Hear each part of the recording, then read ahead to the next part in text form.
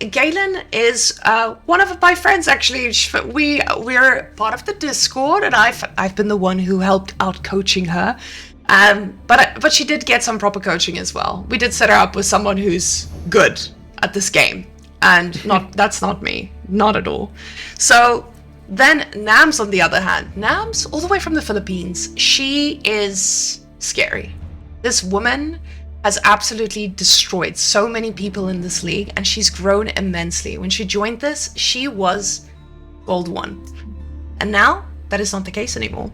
So, do you have experience with either of these players, Tim? I'll tell you, just from, I've been able to watch both of them pretty consistently. I know that Gaelyn, I've actually casted a decent amount of her series on my channel personally. So, I know big on French. Right? She's a really good French player. I know she was starting to dabble into English as well. NAMS on the other side, even though it says gold on the player card, don't let that fool you.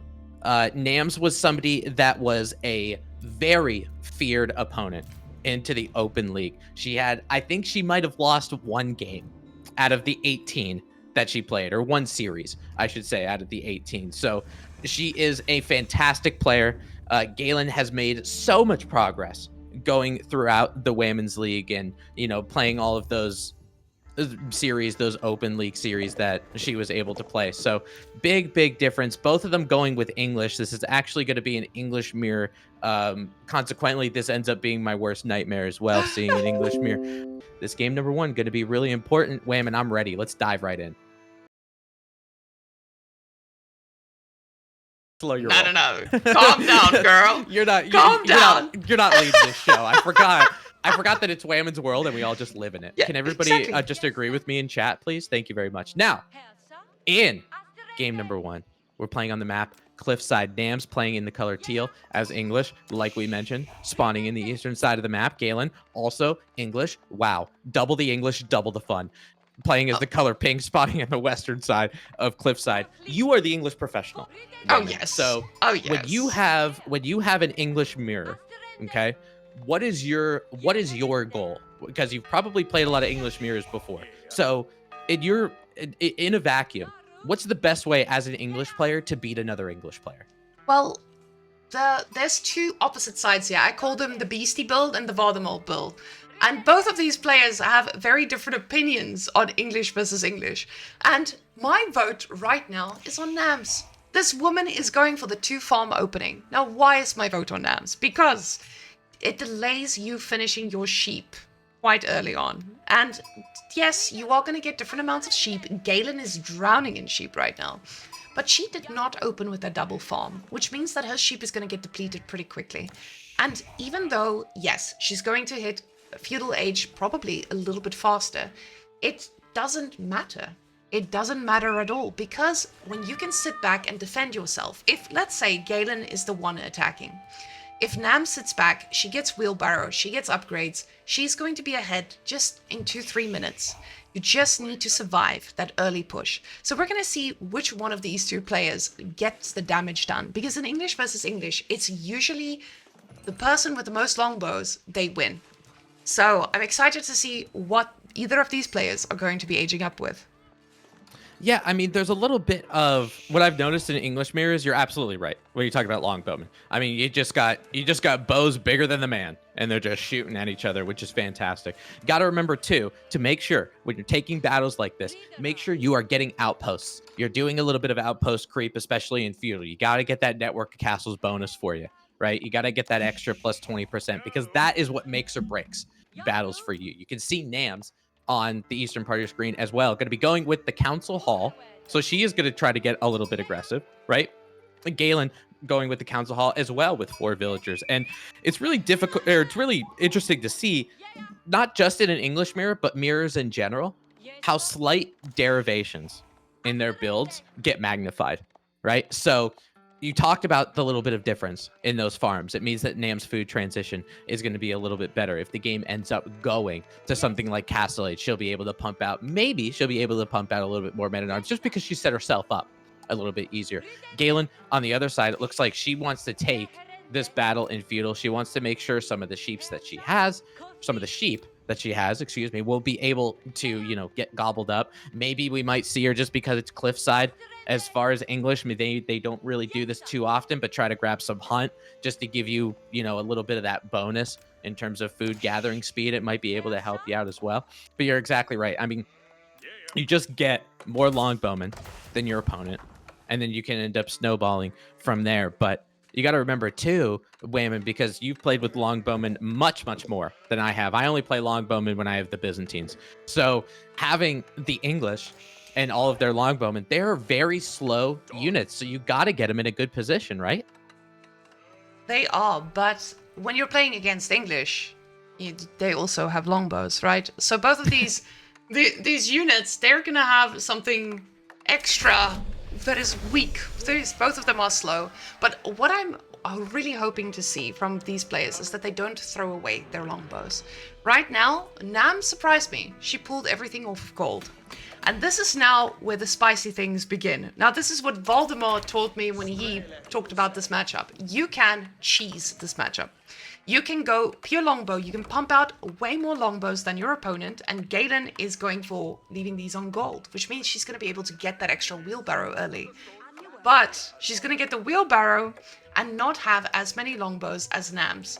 So let's see if NAMS is going to switch over to gold at some point, or if she's just going straight for the kill with a lot of them. Right now, she's not even looking at gold. She's just getting her longbow mass up. She's queuing them up as she can afford them. We can see here that the food is limiting her right now, so these guys are going to be delivering quite fast. She is rallying onto food because she knows she just wants more longbows, and if she can do damage, she can win.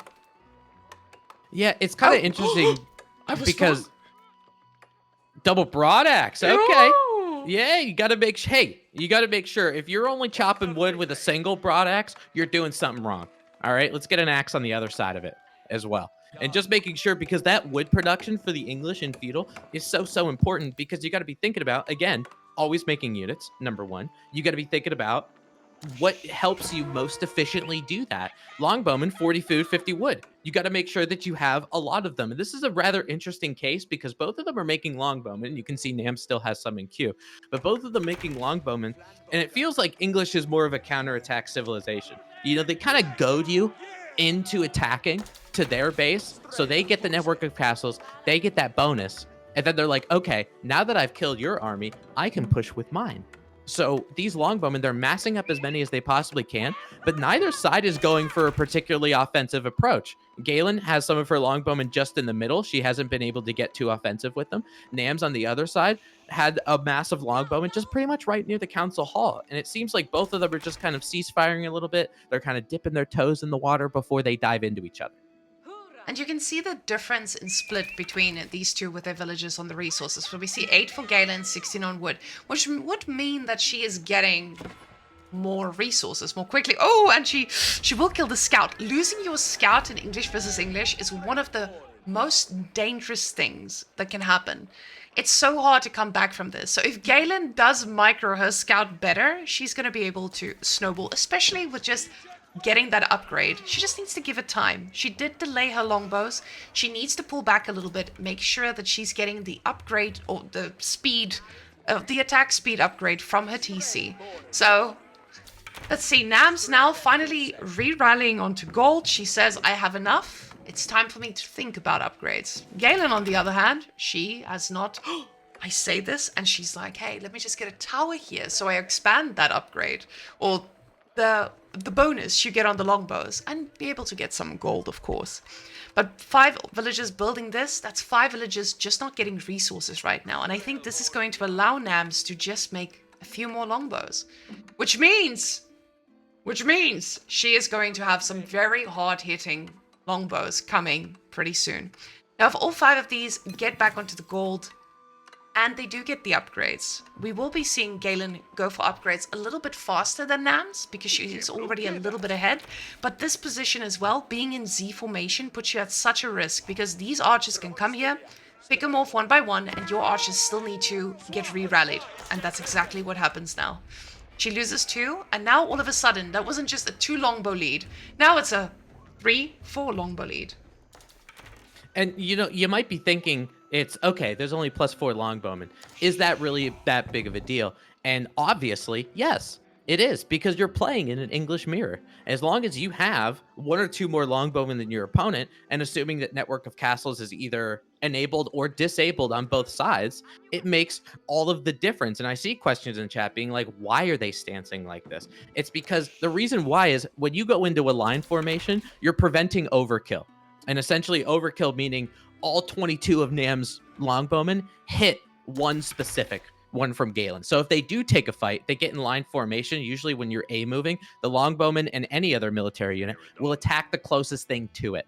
So using that formation just means when you're able to A move, all of this kind of stuff gets spread out. All of the kind of damage gets spread out. And I don't know if you guys did know this in chat, but if you go for a line formation, you can actually, when you right click to get them to move, if you hold the right click, you could actually specify what line you want them to be in, whether a horizontal or a vertical line. And that's something that NAMS is doing. While she's doing that, she's holding right click with them, and you can see the lines changing, going for perpendicular to the cliff, and now it goes parallel to the cliff, just to make sure that you're still preventing that overkill in whatever landscape you're fighting in.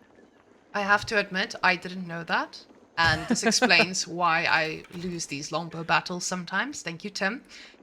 Coach Tim, guys. Everybody, I hope you guys made a note on that, because I have learned something very important as of today. And now, I just also want to point out, English, both of these Englishes, they build towers forward. And you guys see when they light up like this, when they light up with that golden light around them, it means they have that attack speed bonus.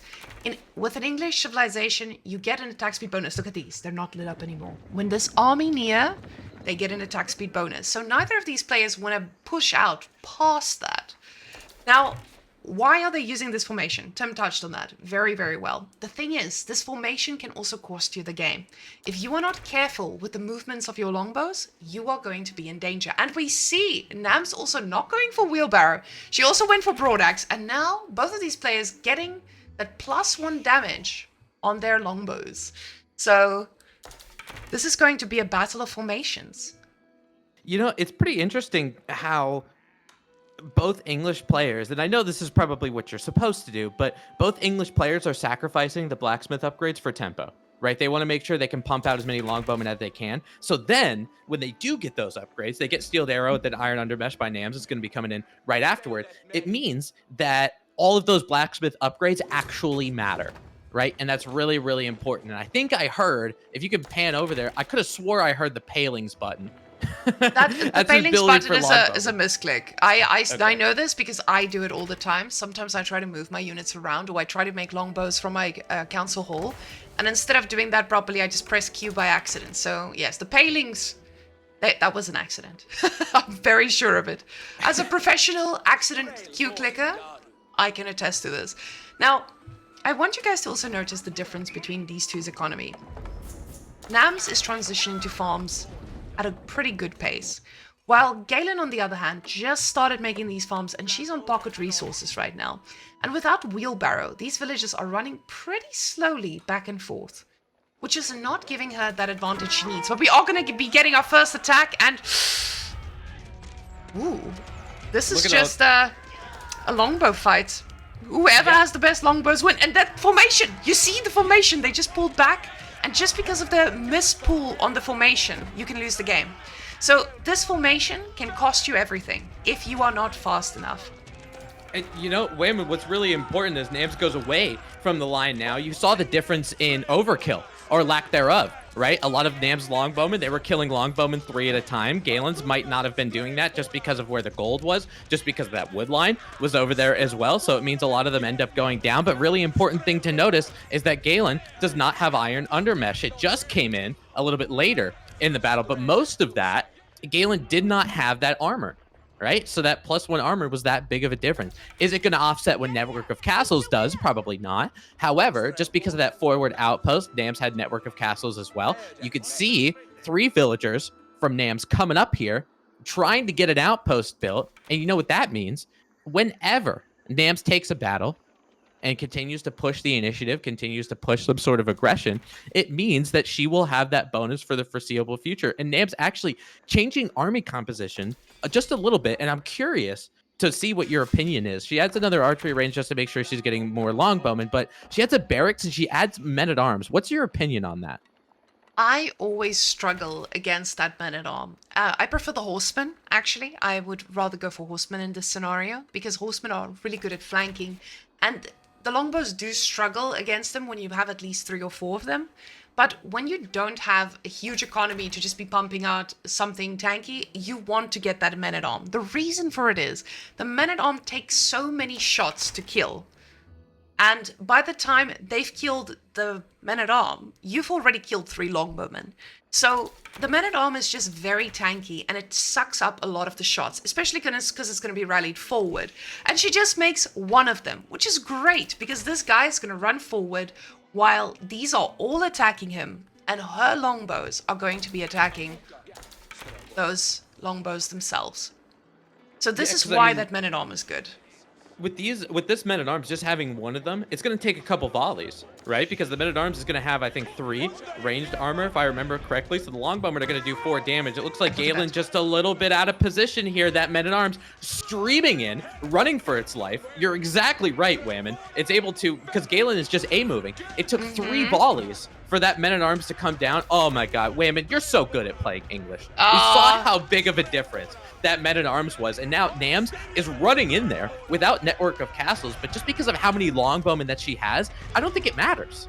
Yeah, at this point, with that attack speed upgrade they get, you guys can see they're all shiny, but no amount of shine is going to be able to defend against this amount of units. And again, she's still on pocket resources. These villagers are running all the way to China, and they're about to get caught out. This is going to be so expensive, and this is the game. This is the moment where you lose against English. Look at the men-at-arms just running forward, being intimidating and stuff.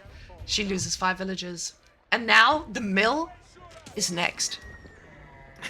It's going to be a death by 750 paper cuts because of those longbowmen firing arrows over there. But those 5 villagers is like, it's borderline ball game at this point. You know, just having those 5 villagers, especially on food, you know, you can see maybe a little bit of a miss macro from Gaelyn just because of how much food she has. But those 5 villagers just means that there's not going to be the farms. She's not going to have enough villagers to make a good farm transition. She's on berries again on the western side. Well, NAMS, she is just pretty much fully doing things like a farm transition. It's very interesting in AoE 4. It's set it and forget it.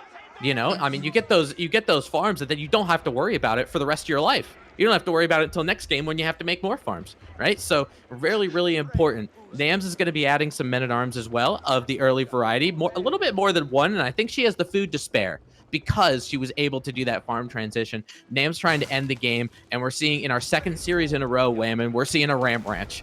Oh, I'm so excited. I love myself some good rams, but I would like to see a lot more rams. And now this is the one thing that we can see in difference with both of these players. We can see the economy difference between these two. Gaelyn has been forced off of that gold for a while. She did spawn with a forward gold. Let's just put that out there. She did have the unlucky forward gold spawn. And NAMS not really having a full Marine Lord spawn because her wood line is quite exposed. But she did get off well with the gold. Gold to the side means that she wouldn't have been able to be denied too easily, but the ram does do some damage. And now, I'm expecting NAMS to make a bunch more men-at-arms and then just try to dive.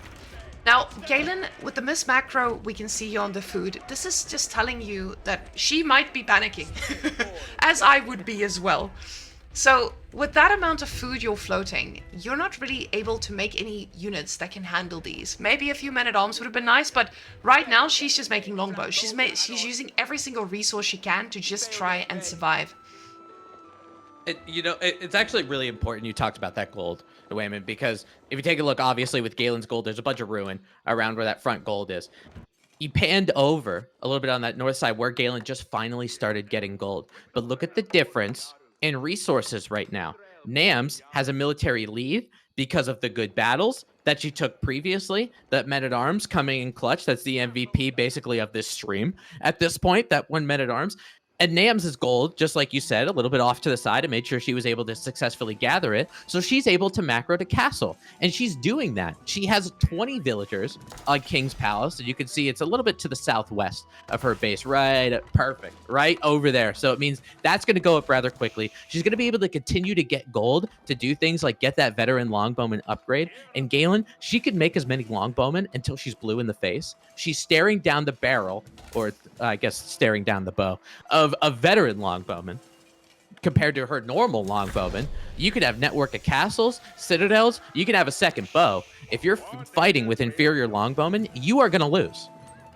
The one thing that I would have suggested for NAMS is just re-rallying a few more villages onto the gold a little bit earlier, because the moment you hit castle, you want to be able to click on your council hall and get your veteran upgrades. The moment you hit castle, this is the one moment that you are susceptible to dying. And this was also the moment you needed to make sure you get your resources up. And Gaelyn responds with a white tower. She realizes this is going to be a rough one. And she knows that NAMS is not looking at being gentle. NAMS does have 2 rams, not enough to deal with the white tower. But now this means that if Gaelyn doesn't win this fight and be able to push back, she's going to die, because NAMS has 2 TC now. She's just going to be able to make more and more villages, and that eco lead is going to get further and further ahead. She also has that wheelbarrow that I absolutely love and do not even considering living without. But it's time for them to go in, and these veteran longbowmen are doing damage. Again, these are just normal longbowmen. She does try to get a few villages as well, just to get that further economic damage. But this is a very scary, very scary white tower. Yeah, the thing of it is with this white tower, though, I mean, she did it because she had to, right? She probably would have preferred to go King's Palace, just like NAMS did, but NAMS wasn't staring down the barrel of rams and veteran longbowmen, right? So the white tower was necessary, doing a really good job at taking down veteran longbowmen. Obviously, it doesn't matter whether you're veteran or otherwise. That white tower is going to pack a serious punch. It's going to help her get a little bit of tempo, at least for the first 3 to 4 minutes of the game, because you're looking at that queue that the white tower can make on the lower middle part of your screen. It can make anything. You don't need a siege workshop in order to make something. So if she wanted to get some siege superiority, get a mangonel, that's going to be really, really important for her just because of the big range mass that NAMS has. But NAMS with a really good timing attack, right? NAMS was able to take down a little bit of villagers here. She was able to take down a little bit of longbowmen because they were still in feudal age while she's booming in the back. So we talked about a clock in our prior series, talking about 2 town centers versus 1 town center. It's happening again. Gaelyn, time is running out on you. You need to make sure you're massing up. You need to make sure you're pushing, whether she knows that King's Palace is there or not, because if she just lets this happen, you're losing. And NAMS is making sure that she gets ahead even further. She's making sure that she's going to go pick up some relics. The first... What are these called for English? The first monk. I was about to say prelate. Sorry, HRE. So the first monk coming out just to get these relics as well, because she knows I have the map control. I can just run around and pick up whatever I feel like. So Gaelyn, now, keep in mind, even though she survived, she had a lot of idle villagers. There were idle villagers inside, and then they even had to go and repair. So all that time could have been spent on getting resources. Not that she could have, she needed to be there. But it does allow NAMS to just be so much further ahead. And I don't think that this snowball is going to stop. There's nothing in the way of the snowball. It's going to go right over everything in front of her.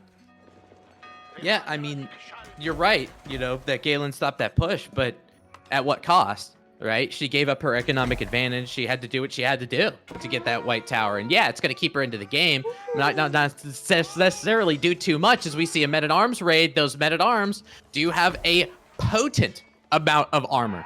There is, I would imagine, there's Iron Chad armor. Look at all of these villagers. It took 4 men-at-arms. And I think that NAMS idled about 40 villagers for Gaelyn.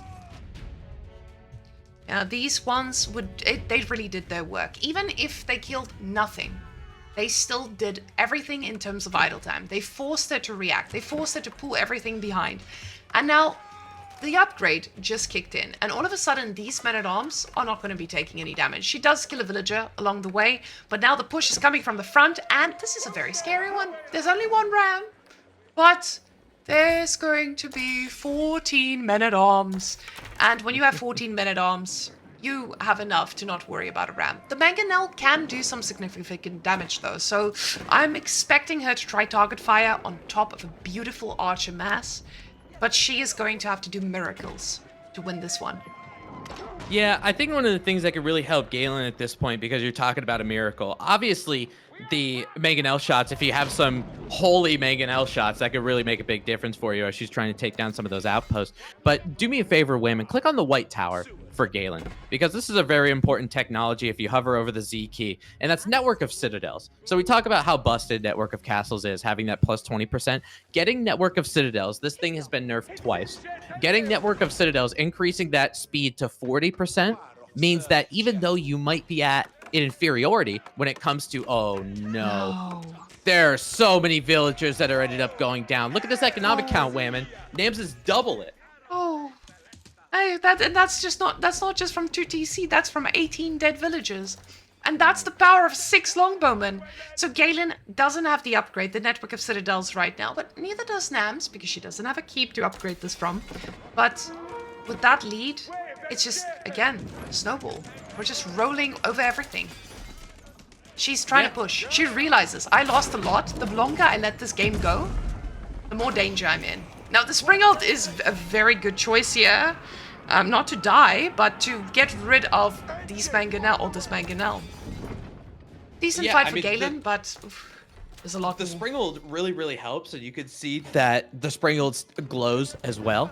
So they do get that Network of Castles buff, and you can see that as it's hovering over. So the fastest firing Spring Ults in the game actually come from English. So if you're looking to try to get some siege, and you're looking to try to take them down, in the Castle Age, English has the best anti-siege, because of their ability to fire those Spring Ults, essentially almost like rapid fire. They're machine gun Spring Ults at that point. So you're gonna need more, right? You're gonna need more Spring Ults than your opponent to try to take this down. And it's very, very frustrating if you're Gaelyn right now, because you're sitting at 50 villagers. You know that you have to be offensive, but you're going to be running into an English base. And look at this with these longbowmen. There are 6 longbowmen that are going to end up being the MVP of game number 1, because more gold villagers are by Gaelyn. She's trying to go on the Cliffside, do a little bit of gold mining. It's like 1849 America, while NAMS pushing the initiative on the other side. Again, one side is Network of Castles. I'm not seeing any glowing out of Gaelyn's side, so those men-at-arms become impressively a high DPS unit. Gaelyn trying to get some crossbowmen. Now she gets a little bit of that Network of Castles. You can see everybody glowing. The crossbowmen doing a good job making sure those men-at-arms don't become that tanky feudal age men-at-arms, kind of like how you described previously, but also keeping Gaelyn at arm's length, which is so good if you're NAMS, because you're the one with the economic advantage. We can see how NAMS is macroed. She's completely pop capped. We might see from NAMS a Berkshire in the middle of this cliff. Now, one thing that I'm expecting here is just NAMS to go for a I was about to say Mangonel, but she doesn't need one. She's just going to go straight through. She goes for 2 trebuchets instead. But at this point, those men-at-arms are so tanky. And with the numbers we're looking at, Gaelyn would have to select these individually and target fire. And this is actually really hard in a position like this. And with the amount of longbows, NAMS Ooh! Oh my gosh, that's a Berkshire! It's right on top of her base! That is spicy. That's gorgeous! And look at this. She pulled the boys. There's the 40 boys. Villagers coming to look at them all. You got the entire English province building this Berkshire palace. And what's great is, because of the range of that Berkshire, it's 14 and a half tiles. I think we're going to see that Berkshire shoot at Gaelyn in game 2. That's how much of a tile range Berkshire has. So wherever the farms are, any villager that ends up popping out of that starting town center from Gaelyn is basically going to get disintegrated by this Berkshire. You're seeing 40 villagers, 44 villagers now. Before I even finish this sentence, I would imagine that Berkshire is going to go up. I am going to speak a little bit slowly, and I'm running out of things to say. There we go. That Berkshire ends up getting completed. And look at it shooting those farm villagers. Oh, Gaelyn's cooked. Gaelyn is cooked, and I would have liked to see NAMS put a few villagers inside so it shoots even more, but I mean, NAMS is a chef, and she's been cooking Gaelyn for a while. Gaelyn right now, not even that medium rare anymore. We've burnt the steak completely. And the trebuchets are just here to finish the game. Gaelyn taps out, and this is going to be our first game Based on this matchup that we're facing today, Tim, French versus Ayyubids. Do you have any thoughts, Mr. Knightsov? Yeah, so these civilizations, I actually play both of them. French not so much anymore, just because Jeanne d'Arc came out and she is my wife and the love of my life. So I don't really play French, and because I think she would get mad and talk about it during our weekly therapy sessions. But the for the Ayyubids, they end up matching up pretty well against the French, just because of the fact that, just like the Abbasid, you end up getting some camel archers to get some camel unease on those horse units from the opposite side. For the Ayyubids, it's a little bit better, not because of, their unique camel, the Desert Raider, I hardly know hers, but it's the ability for the Desert Raider to switch between doing melee and doing ranged. We're going to see that going into this game. And you're just, honestly, the kit that the Ayyubids have in Feudal Age make it so they're going to not get enough damage from the French and either go up to Castle Age, or I've seen some Ayyubid players even just take to Feudal Age, get some Feudal Age aggression, add some Desert Raiders, add some Spearmen with you, and then all of a sudden you have a composition that can absolutely destroy a French player. So it just, the amount of, I always call it kit, but basically just what a Civ brings to the table and their particular army composition. This is just one that Ayyubids just match up well against French. And as a French player, you're doing your best in trying to get aggression. They're one of the most aggressive civs. You're doing your best to put some damage in before they get to Castle Age, but a lot of the time, it ends up not being enough. Are you ready to hop in, Mr. Tim? Oh, I'm so ready. Diving in. Game number 2. Remember, this is a 1-0 lead for NAMS. So NAMS is on match point. We have Gaelyn playing as the French in the color blue, spawning on the north side. NAMS going to be playing as the Ayyubids in the color yellow, spawning in on the south. So we are seeing, obviously, a little bit of difference from the Ayyubids. They want berries, right? They're going to be able to get some berries. They're going to be able to make sure that they can gather them pretty well. French on the other side, not so much, right? They want to do things like get deer packs. They want to do things like make sure they have the most amount of sheep. It's so nice for Ayyubids, and I think that's, to be honest, even though this is rather indirect, but it kind of sets the tone, because for the Ayyubids and NAMS with her scout, because she has villagers on berries, because she doesn't have to worry about gathering from sheep, you're going to see NAMS' scout pattern be a little bit more aggressive, because she can try to take French's sheep, try to delay the French, where at the same time, NAMS doesn't need to bring her scout back at about 2 minutes into the game, because she's still focused on berries, so she can run around and, explore everything that the world has to offer. And this is something that you guys can notice with the scouting pattern here now. Gaelyn had to do a very, very small circle. This is not really a circle, it's more like a rectangle. So she had to do a very small rectangle because she has to be back in time for these sheep to run out. And they do run out around 1:45, 2 minutes. So she is back on time. But again, we talked about this earlier. When you're playing a Night Civilization, what determines the pace of the game is the amount of sheep you get. And right now, you can see that NAMS just had more control because she's a berry civ. She gets to be so much more aggressive with her scouting, and she is. She is very much aggressive with this, and she's getting the fruits of all her labor.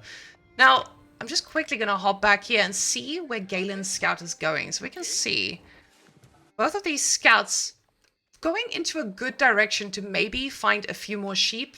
And although this is a very barren land. Oof, down here.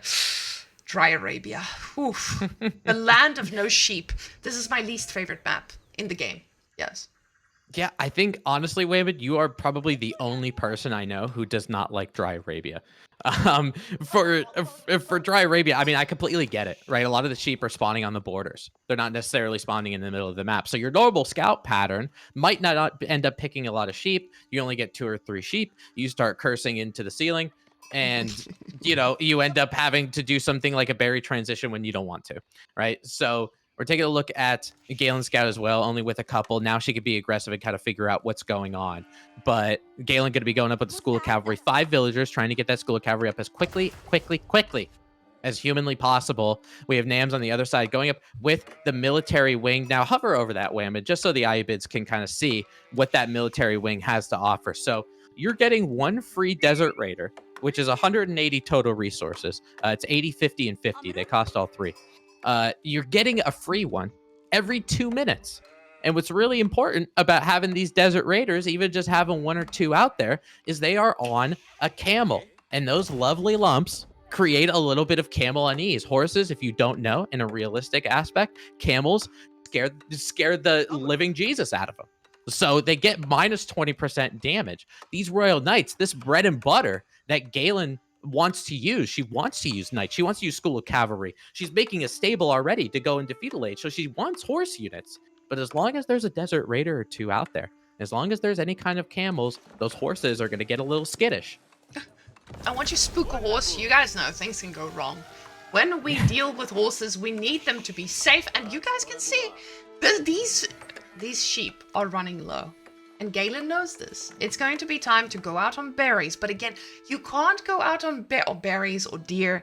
You need to go out on these external food sources, but they are dangerous. Because again, Ayyubids will have those passive units. And I'm loving the response from NAMS here. She's going for double tower. I was going to say that she's probably getting all this wood so she can get a barracks, get some units to defend against knights. But no, she's actually just going for double tower to ensure that when the knights do come, she's not worried.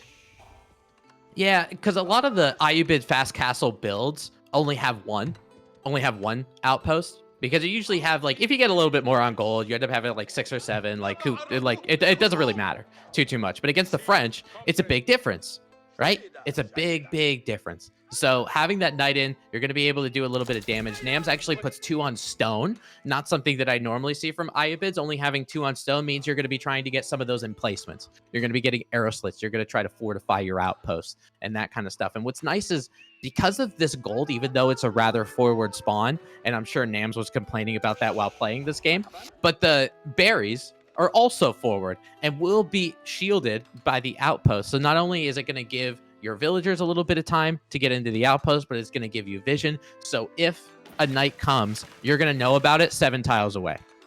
What I want you guys to also notice is how she gathered from these berries. 84 left on this one, 57 on this one, 70 on this one. And this is actually telling me that she might not be going for the normal culture wing upgrade. She might actually be looking at getting the economic wing. So the reason people usually do this is so that these extra berry bushes give you that extra amount of food. And she is going to go for a castle age, but now the question is it going to be culture or is it going to be economic? But these have a very significant difference in terms of cost. So we'll be seeing if Gaelyn can punish this effectively, because if Gaelyn doesn't do enough damage, NAMS will snowball. She has another safe food source. Look at that desert raider just intimidating these horses. They are about to get spooked. They run in. The camel shoots at them just a little bit. The berry boys are running back. She might... Oh, she does not lose a villager. And that is the power of feet. and this is so great. You saw a little bit of that camel unease for the Royal Knight. It had 19 minus 4 damage. So that 20% off of 19 or off of something like a lance charge is really important. Gaelyn trying to make the counter of those desert raiders, which are archers, because desert raiders, they have a lot of melee armor. They have 5 melee armor, but they have 0 ranged armor. So if you're doing things like using ranged units, that's really going to help you. But Whamen, I want to talk about what the Castle Age has to offer for the Ayyubids, because this is the power spike of the Ayyubids. So let's take a look. So usually the 2 that people think about going is the culture wing. Usually when I play Ayyubids and I'm under a lot of duress, I'll usually say to my chat, I'm going for the 900, 500. I don't care. I need Castle Age now. It makes sure you get to Castle Age 20% quicker, and it's a little bit cheaper to do it. If you have the ability, and I do think NAMS has this ability as she's macroing for that 1200, 600, you can go for Economic Wing. And what does Economic Wing do for you? It gives you 8 extra villagers that just pop out of thin air. And your orchards, your berry patches, which is the best food source for the Ayyubids, end up having a little bit more berries. They end up growing a little bit. There's a couple more pomegranates on those things that you can pick off. So having that ability, and then adding your military production as she's adding a stable a little bit after that, means that she's going to have enough economic advantage to really push the initiative. And to go with the stable, you're using camel lancers that, as a knight, right? They're a better knight, pound for pound, than the feudal age royal knights that Gaelyn has. And you're getting camel unease with them also. It's just the best anti-French unit. And the other thing about being anti-French, these towers counter archers. Archers just, they do not stand a chance. When there are 2 outposts here, she can target fire those archers just to make sure that her camels stay alive. Now she does go for the eco wing as we predicted, and this is because there's no pressure from Gaelyn. Gaelyn is spending all her resources making knights because she knows she needs to do damage, but she's just not finding it. And this is that point where you know, Ayyubid is going castle. They're gonna get that extra boost in their economy too. And then, there's no coming back from it. That 8 villager boost that NAMS is gonna get is just gonna skyrocket her economy. I want you guys to also notice that again, Gaelyn has more villagers than NAMS. And this is because French also has a faster villager production time from the TC. I was looking at these with a very intimidating look towards them. And they're not really sure what they want to be doing either. It looks like they will be heading over here to... Oh, to deer. I was about to say berries, but no. They've plopped down their deer positioning. Yes. But the Desert Raider will be seeing these boys head on out. Let's quickly see what the view looks like. Oh, Desert Raider, and he scouts. So Gaelyn, she's aware of what's happening over here. She knows, oh, you are quite hungry, innit? And she's going to punish this.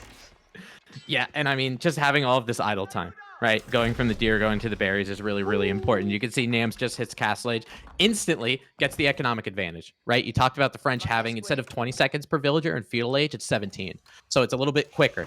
So that's why she was at a 2 or 3, 4-ish villager bonus. But with that +8, it makes all the difference. Gaelyn knows that she went Castle Age, NAMS did, so it means that she can push the initiative. We got some knights in our first villager kill for Gaelyn. Actually ends up being at this part of the game. That outpost with arrow slits is not necessarily fortified yet, so you might be able to take it down. She does have the ability, if she adds more outposts, to add Springgold upgrades if she gets a little bit of stone. But look at what NAMS is doing. She's got 2 stables. You can see that her production queue on the top part of your screen. She's adding Camel Lancers with her Desert Raiders, and all of a sudden these knights have to get the heck out of there.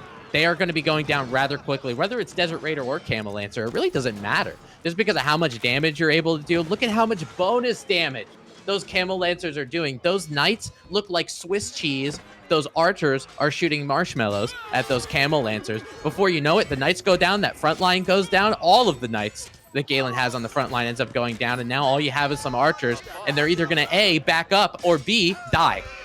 The problem is there's more coming, and you guys can see this. That army difference was insane.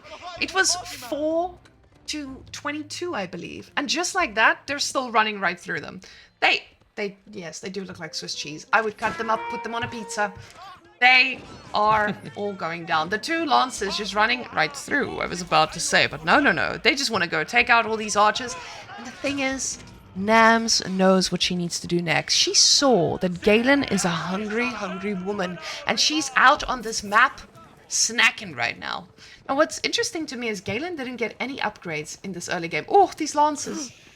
Oh, man. I think this is what nightmares are made of if you're a French villager. If you're a fan of French, you might want to shield your eyes here. This is a lot of villagers that end up going down. It looks like another 3 or 4 or 5 villagers end up going down. NAMS continuing to have the economic lead, while at the same time you can see the production queue, and while these knights again get gobbled up because they're feudal age knights if NAMS wants to take that fight, but she ends up backing away, is NAMS is going to be starting to get those relics. You can see what she has in production queue. She has a dervish, one of those special economic units for the Ayyubids, or religious units, I should say, for the Ayyubids. So she will be able to get relics because, again, just because as soon as she hits castle, she gets map control. Gaelyn, all of her resources, she's got to back up. She's got to get out of there. More gold villagers end up going down. These deer villagers are very, very ripe for the taking.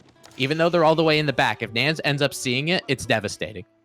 That's the problem as well. When you are looking at the map, mini-map, she has scouted here. So she sees that there are dead deer over here. So she knows someone's cooking, and I'm gonna go see what they're cooking. Oh, no, never mind. She's hungry. She wants to go. Oh, but Gaelyn responds. Gaelyn runs for her life. The villagers are scrambling right now. And these lancers have done their work. They have done the work. Even if she loses all of them, that idle time, knowing that there is about 600 villagers running to try get some resources, This is going to put her in a really good position. And the tower does go up to try and get some food. Safely-ish. The problem is, Gaelyn isn't anywhere close to aging up. There's no gold. There are no food sources. There's 0 on food right now. And oh my god. It's about to happen. Look at, oh my god, and even more villagers are coming up. Oh no. This is not good. Villagers are going to have to idle again. That outpost only housing 5, of course.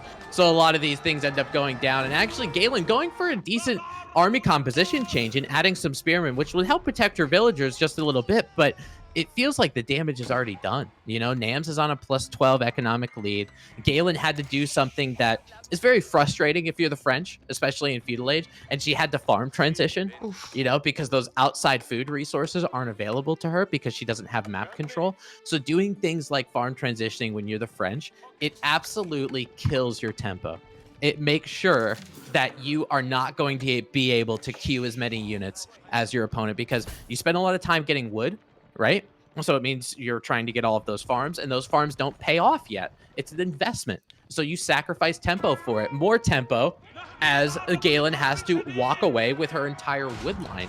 And because those camel lancers are of a castle age variety, Whamen, they can sit under that town center for days just snacking. And finally, she does also get the witch rivets, so she will also allow these camels to not take any damage. They're just running around. Look at this. This camel is just like, shoot at me. It's fine. I'll take 1 damage at a time, with 9 villagers garrisoned inside. That camel doesn't give a damn. That camel is just running for its life, doing whatever it wants. The counterattack from Gaelyn is coming, but it's just not packing the same punch as those lancers. The lancers are still alive. They're just checking out the food sources right now, all casually. And Gaelyn, not really sure what she wants to do at this point. You can see she's getting the berries. She is panicking, making sure her villagers run away this side. She is trying to get them down with the spearmen. The spearmen are looking very mean, but they do not run fast enough. Camels have 4 legs. 4 legs, more than 2 legs. And spearmen only have 2.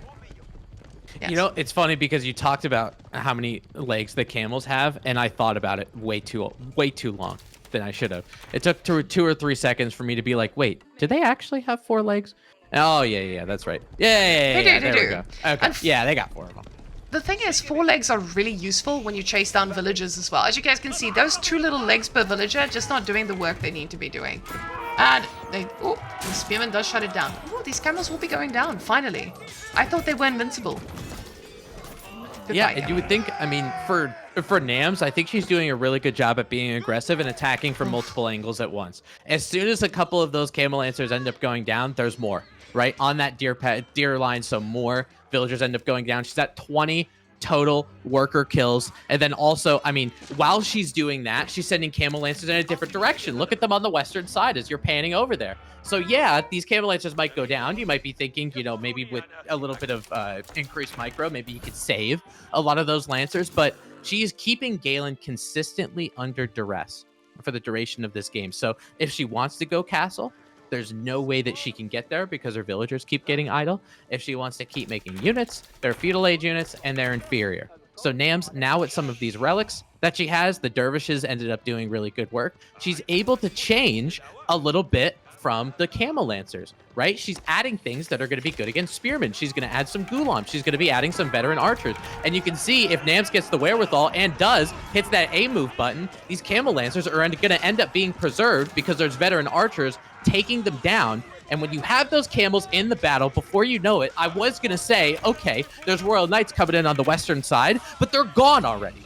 Everything that Gaelyn just made, everything out of the resources that she tried to do, the berries, the pomegranates, the deer, the farms, the wood, all of it is gone and became fertilizer in the middle of dry Arabia. So now Gaelyn is sitting there on 4 military, and she ends up calling it because she knows she has the technological disadvantage. She has the military disadvantage. She's like, get me out of here. I don't want to play anymore.